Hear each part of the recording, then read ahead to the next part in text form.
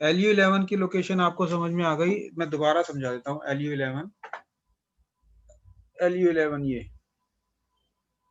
ये दोनों हाथों में ऐसी है, इस तरफ भी है, इस तरफ। तो LU11 is very important point, और ये इस मेरिडियन का लास्ट पॉइंट है। टोटल 11 पॉइंट होते हैं लंग मेरिडियन में, 11 पॉइंट। छोटा मेरिडियन है, वो सिर्फ 11 पॉइंट्स हैं। तो इसके इंडिकेशन आप देख लीजिए क्या क्या है, मैं बताता जाता हूँ। इसका सबसे इंपॉर्टेंट इंडिकेशन है बड़ा हाई फीवर। अगर किसी को है, अगर किसी को बहुत तेज बुखार हो रहा है और नहीं उतर रहा, तो LU11 लगाना चाहिए। High fever, high fever generally बहुत खतरनाक बीमारियों में होता है, कोरोना में भी होता है आजकल। तो हाई फीवर है, मेनिंजाइटिस में हाई फीवर होता है, निमोनिया में बड़ा हाई फीवर होता है, टाइफाइड में लो ग्रेड फीवर होता है, टाइफाइड में लो ग्रेड होता है, डेंगू में हाई फीवर होता है। तो हाई ग्रेड फीवर है, अगर हाई फीवर है तो एक LU11 is a very important point, इसको यूज करना चाहिए। इसके अलावा हिस्टेरिकल अटैक। हिस्टेरिकल अटैक माने किसी को इतना जबरदस्त हिस्टीरिया आ गया, पागल सा हो गया है, या कोई ऐसा गुस्से में भी कई बार आदमी पागल हो जाता है, तो उसमें भी एक बहुत बढ़िया काम आता है। हिस्टेरिकल अटैक में बहुत बढ़िया काम आता है ये पॉइंट। फेंटिंग, कोई आदमी बेहोश हो जाए, अगर कोई आदमी बेहोश हो गया है किसी वजह से भी, धूप से, गर्मी से या शॉक से, तो LU11 के ऊपर तेज पेन करना पड़ता है, आराम से नहीं, मतलब ऐसे नहीं करना, हल्के हल्के ऐसे ऐसे दबाओगे, ऐसे नहीं। कोई शार्प चीज लेके, निडल लेके, चाहे ब्लड निकालना पड़ जाए, निडल लेके उसको तेजी से चुबो दो यहाँ पे LU11, तो इमीडिएटली होश में आ जाएगा आदमी। बहुत इफेक्टिव पॉइंट है, बहुत। इसको जिंगवेल पॉइंट बोलते हैं, इसको पॉइंट को टेक्निकली आपको समझ में बाद में आएगा। जितेंद्र, आपके लिए क्लास के लिए बड़ा इंपॉर्टेंट है, जिंगवेल पॉइंट है, एग्जाम में आ सकता है। तो जिंगवेल पॉइंट है। तो फेंटिंग के केस में, हिस्टेरिकल अटैक में ये बहुत काम आता है। इसके अलावा रेस्पिरेटरी अरेस्ट, रेस्पिरेटरी में सांस रुक जाए अगर किसी का, रेस्पिरेटरी अरेस्ट कहते हैं इसको। रेस्पिरेटरी अरेस्ट हो रहा है, सांस रुक गया, तो LU11 इमीडिएटली दबा दीजिए। आपको पता है कोरोना में ये इस तरह के सिम्टम्स आते हैं, और भी कई प्रॉब्लम में इस तरह के सिम्टम्स आते हैं। किसी को अस्थमेटिक अटैक है, सांस नहीं आ रहा, तो भी उसमें ये लगा सकते हैं आप। रेस्पिरेटरी अरेस्ट में बहुत इमरजेंसी पॉइंट है, किसी भी तरह की इमरजेंसी में ये काम आता है।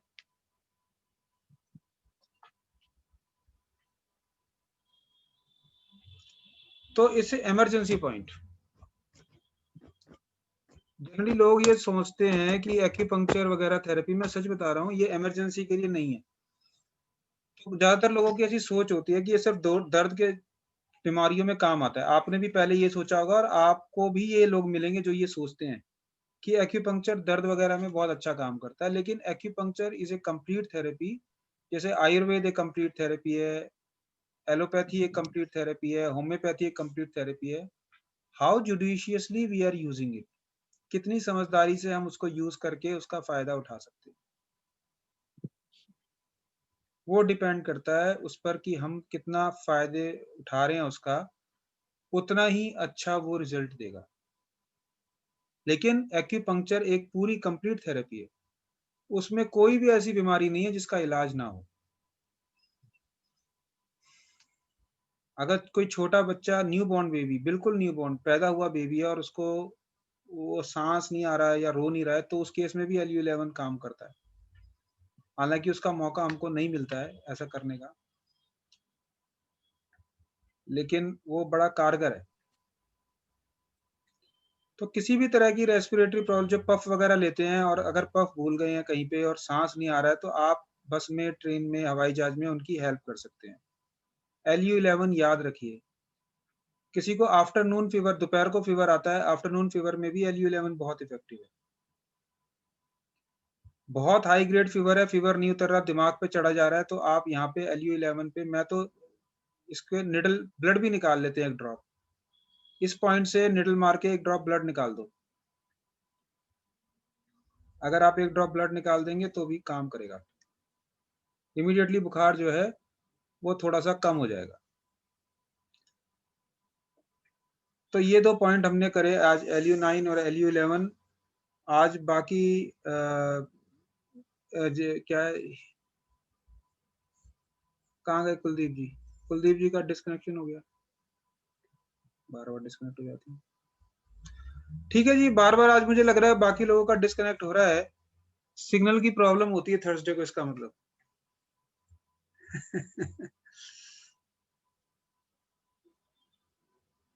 ठीक है हिम्मत सिंह जी, आप वीडियो ऑन करके बैठा करें, अगर बाहर नहीं है, आप कहीं दूर जगह नहीं बैठे, गलत जगह नहीं बैठे, तो आप कर सकते हैं।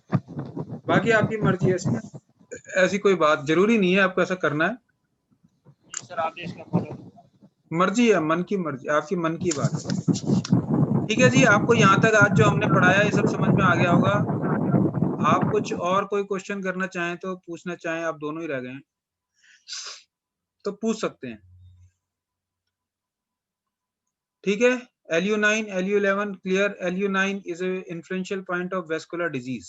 वेसल का इन्फ्लुएंशियल पॉइंट है। जितेंद्र आप बहुत कंफ्यूज हो रहे हो यार, आप बहुत ज्यादा कंफ्यूज हो जाते हो। ये वेसल, ये इन्फ्लुएंशियल पॉइंट है LU9।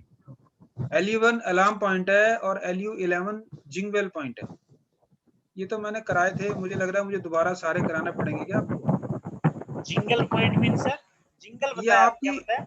ये आपको समझ नहीं आएगा हिम्मत जी, ये एडवांस कर चुके हैं ना, ये इनके लिए टेक्निकल टर्म अलग हो गई। जब आप आगे चलेंगे ना, okay okay okay sir, no problem. ये इसको जिंग वेल पॉइंट बोलते हैं, जिंग वेल। वो मैं समझाऊंगा जब अलग अलग चैप्टर कराऊंगा, हर पॉइंट के ना अलग अलग कैटेगरी होती है, जब हम कैसे जी यूज सर। करते हैं, किस बीमारी में क्यों यूज करते हैं, और जिंगवेल क्या है, जीक्लेफ्ट क्या है, युवान सोर्स क्या है, ये सब की अलग अलग कैटेगरी है पॉइंट की। जी जी ठीक है ना। आपके आपके जो 4 फ्रेंड हैं, 5 फ्रेंड हैं, तो पांचों फ्रेंड का अलग अलग काम है, कोई अलग अलग काम जी करते हैं, कोई दुकान करता है, कोई नौकरी करता है, कोई पुलिस में है, उनके सबके अलग अलग काम है तो सब दोस्त और आदमी है। लेकिन आप जो दुकानदार है उससे सामान खरीदोगे, हलवाई से, जी गुरु जी। ठीक है ना। कोई बस चलाता है तो उससे गाड़ी चलाने के लिए बोलोगे या सीखने के लिए बोलोगे कि भाई गाड़ी सिखा दे। ऐसे अलग अलग आदमी से आप अलग अलग बात करते हो। इसी तरह से पॉइंट की अलग अलग कैटेगरी होती है, वो अलग अलग तरीके से बिहेव करता है, जी सर। उनकी अलग अलग कैटेगरी है, उनका अलग अलग नाम है। ठीक है, तो वो मैं आगे जाके, अभी तो आपने सिर्फ अभी पॉइंट्स को याद करना है, उनकी इंडिकेशन, लोकेशन और उनका कोई कॉन्ट्रा इंडिकेशन है। बहुत सारे पॉइंट के कॉन्ट्रा इंडिकेशंस भी हैं कि कब यूज नहीं करना है, कब कितना यूज करना है, ये सब साथ साथ में बताता जाऊंगा। तो कुलदीप सिंह जी, आज आपकी डेमो क्लास हुई है फ्री, ये डेमो क्लास फर्स्ट क्लास हुई है, आपको समझ में आ गया होगा। कुछ नहीं आएगा तो आपकी मैं अलग से शुरू से कुछ 3 क्लासेस, 2 या 3 क्लासेस मिस हुई हैं। आप और आपके जैसे 1-2 बच्चे जो लेट ज्वाइन कर रहे हैं, थोड़ा सा लेट हो गए हैं, तो उनके लिए मैं अलग से क्लास करूंगा, तो आपको वो चीज क्लियर हो जाएगी। अभी आपने परेशान नहीं होना है। ठीक है। ठीक है, और कोई चीज समझ नहीं आती है तो मुझसे पूछ सकते हो। लास्ट के 5 मिनट में क्वेश्चन आंसर सेशन का रखता हूँ। 8 बजने वाले हैं, आप उससे पहले मुझसे कोई सवाल, कोई क्वेश्चन आपके मन में कोई भी हो, कुलदीप जी खासकर आपके मन में कोई भी क्वेश्चन है कोर्स को लेके, हम जनरल बातचीत कर लेते हैं, पढ़ाई तो होती रहेगी। कोर्स को लेके, सिलेबस को लेके, टाइमिंग को लेके, फीस को लेके, किसी भी चीज को लेके आपका कोई भी क्वेश्चन है, आप सबके सामने पूछ सकते हैं। मैं सबके सामने सबको एक सा ही आंसर देता हूँ, इसलिए सबके सामने आंसर दे सकता हूँ। कोई नहीं सर, अभी तो 1-2 डेमो क्लास लेंगे, फिर कर लेंगे बात सर, हाँ, एक आराम दो से। डेमो क्लास लो। मैं हर किसी को मोटिवेट करता हूँ कि पहले डेमो क्लास लेके समझ लो कि भाई हमारी समझ में आ रहा है, हमारे लायक है कि नहीं है। ना सही बात है सर। सबसे पहले अपने दिल की तसल्ली हो जाए कि भाई हम इसको कर सकते हैं कि नहीं कर सकते। लंबा 1 साल पढ़ना कोई बड़ी बात नहीं है, 1 साल कोई देखने में ज्यादा लगता है। वैसे बच्चे 5 साल पढ़ते हैं तब जाके डॉक्टर बनते हैं, और वो 5 ना कोई साल दिक्कत। नहीं, 5 साल भी नहीं, ऐसे 4.5 साल, और जो 1 साल लास्ट का होता है ना, उसमें तो बिल्कुल चपड़ासियों के जैसे काम कराया जाता है उनसे। बिल्कुल कराते हैं सर, पता देखे आप अगर हैं। किसी इंटर्न को देख लोगे, चाहे एम्स में भी, जो एम्स में इतना इंटेलिजेंट बच्चा है उसको क्या हालत करके रखते हैं। दिन की हाँ ड्यूटी, सर, रात ऐसा की ही। ड्यूटी, दिन की ड्यूटी, रात की ड्यूटी, दिन की ड्यूटी, रात की ड्यूटी, और पर्ची बनाने से लेके, मतलब पर्ची बनाने से लेके ओटी तक हर जगह उसकी ड्यूटी रहा। उसका काम क्या, बर्तन पकड़ा, ये पकड़ा, वो ला, ये यही करता रहता बेचारा। हाँ, ये करवाते ही हैं सर। लेकिन वो 1 साल उसकी जिंदगी बना देता है।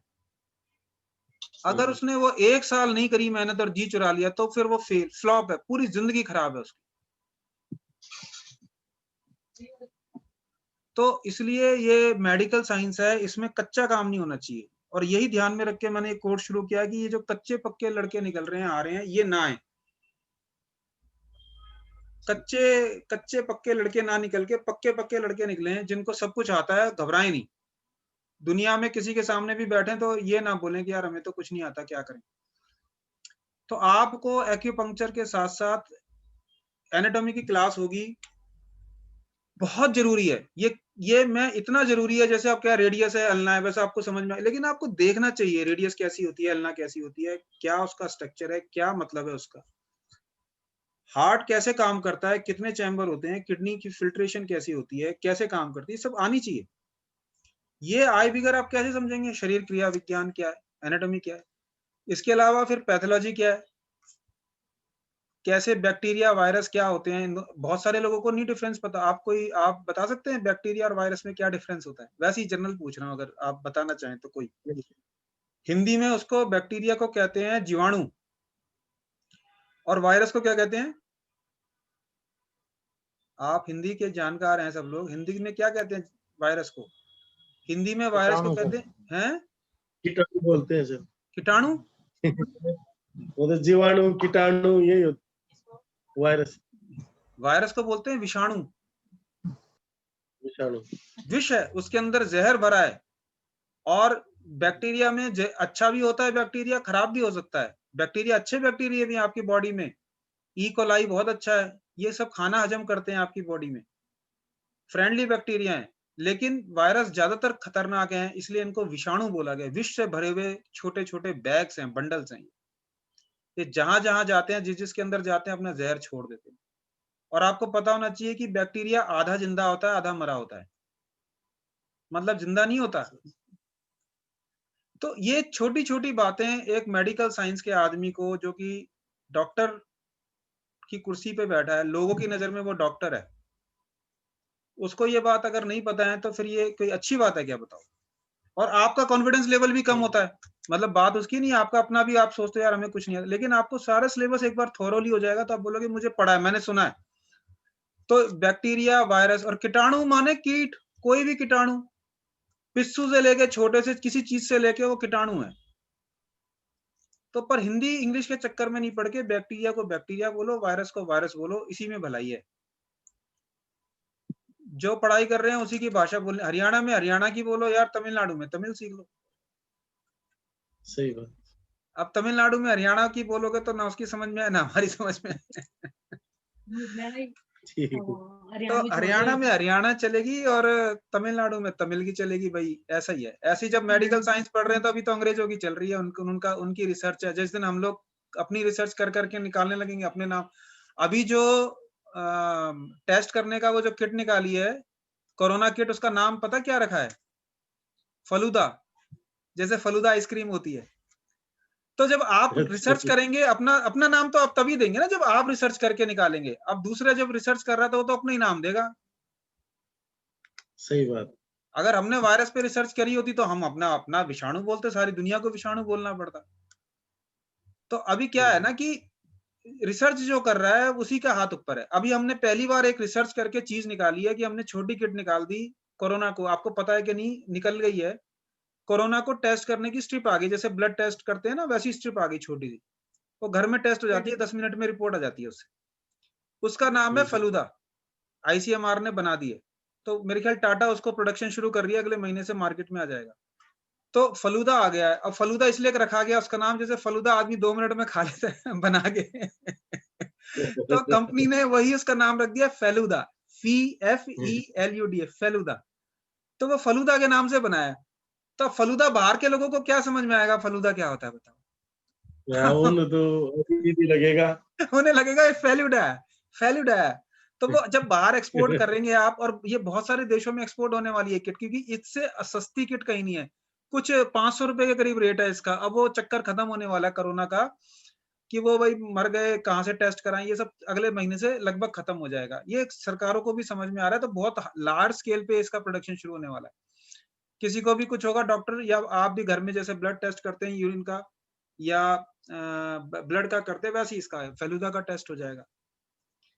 तो फलूदा 500 रुपए में शुरू में होगा, धीरे-धीरे जैसे-जैसे कोरोना खत्म होता जाएगा वो 20-20 हाँ 20-20, वो तो 30-30 वो रुपए में कम हो। अवेलेबल हो जाएगा। क्योंकि ये खत्म तो होगा ही, ऐसा तो है नहीं ज़िंदगी भर तो परेशान करेगा नहीं, कभी-कभी आया करेगा फिर। तो देखो सरकारें और गवर्नमेंट और पब्लिक कंपनियाँ, प्राइवेट कंपनियाँ वो चालाक होती हैं, उन्हें पता है कोरोना अभी जाने वाला नहीं है, इसलिए उन्होंने प्रोडक्शन शुरू कर दिया है। ज़िंदगी भर 10 साल, 20 साल ऐसे ही रहेगा, लेकिन ऐसा इतना खतरनाक नहीं रहेगा। ठीक है? तो पढ़ाई-लिखाई करते रहो, नई-नई चीज़ें सिखाऊँगा, पढ़ाऊँगा, इंडियन फिलॉसफी, आयुर्वेद से लेके मॉडर्न साइंस तक सब कुछ बताऊँगा। आप सीखने वाले बनो। लेकिन सबसे इम्पोर्टेंट प्रैक्टिकल है। जो प्रैक्टिकल में हाथ पकड़ के आपको निडल लगाने सिखाऊँगा, वही आपको आगे पैसा कमाएगी। नॉलेज कितनी भी हो, आखिरकार at the end of the day मायने रखता है कि आप कितना अच्छा कमा रहे हैं, कितना अच्छा आपको यश मिल रहा है। ठीक है? चलो ओके जी, बहुत-बहुत धन्यवाद आप लोगों